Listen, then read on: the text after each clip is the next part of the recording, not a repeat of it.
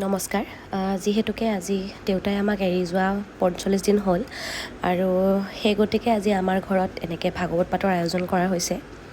আৰু যিহেতুকে আজি আমাৰ কৰ্মশালাৰ শেষৰটি দিন, সেই গতিকে মই তালৈকেও যাব লাগিব। গতিকে মই সকলোৰে পৰা আশীৰ্বাদ লৈ কৰ্মশালালৈ বুলি ওলালোঁ। আৰু সদায় দৰে মই আজি এনেকৈ কৰ্মশালালৈ বুলি ওলাই আহিলোঁ।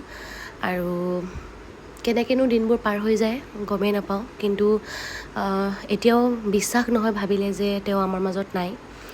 আৰু সেইটো চাগে কেতিয়াও অনুভৱ নহ'ব যে তেওঁ আমাৰ মাজত নাই। সদায় এনেকুৱা লাগে যে তেওঁ আছে আৰু সদায় থাকিব। তেওঁ য'তেই আছে তাতে ভালে থাকক। সেয়ে আহি পালোহি মই কৰ্মশালাৰ জেগাত, আৰু আহিয়ে এয়া গোটেইকেইজনেই ৰীল বনোৱাত ব্যস্ত। ধুনীয়া লাগি আছে নে নাই কচোন? ধুনীয়া লাগি আছে নে নাই কচোন? আহি পেলে মই ইহঁতক ৰীল বনাই দিব লগা হ'ল। এয়া গৰমত থিয় কৰাই কৰাই মোক ৰীল বনাব দিছে। ছাৰ হাই কৈ দিয়ক।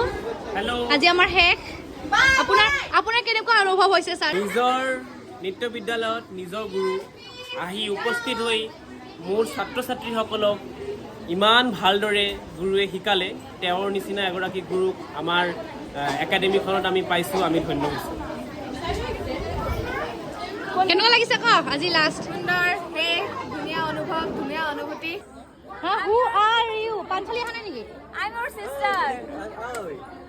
কল চল লৈ আহিছে যদি মই একো খাই অহা নাই। কল এবিধ কল খালে হয় হাতীৰ সমান। মোৰ ঘৰত আজি মানে ভাগৱত পাঠ চলি আছে, মই একো খাই অহা নাই। প্ৰসাদ লৈ আহিছে। প্ৰসাদ নহয়, এতিয়া হ'বহে। মই একো খোৱা নাই মানে। ব'লা। আৰু এনেকৈ হাঁহি ধেমালিৰ মাজেৰে কেতিয়া আমাৰ শেষৰটি দিন আহি পালেহি আমি গমেই নাপালোঁ। গতিকে যিহেতু আজি আমাৰ শেষৰটি দিন, ছাৰহঁত আহি পোৱা নাই। আহি পোৱাৰ পিছতে আজি আমাৰ অনুষ্ঠান আৰম্ভ হ'ব আৰু আপোনালোকক সকলোখিনি মই দেখাই যাম। এয়া আজি আমাৰ শেষৰটি দিন, আৰু ছাৰহঁত আহি পোৱাৰ পিছতেই আজি আমাৰ দিনটো এনেকৈ প্ৰাৰ্থনাৰে আৰম্ভ হ'ল।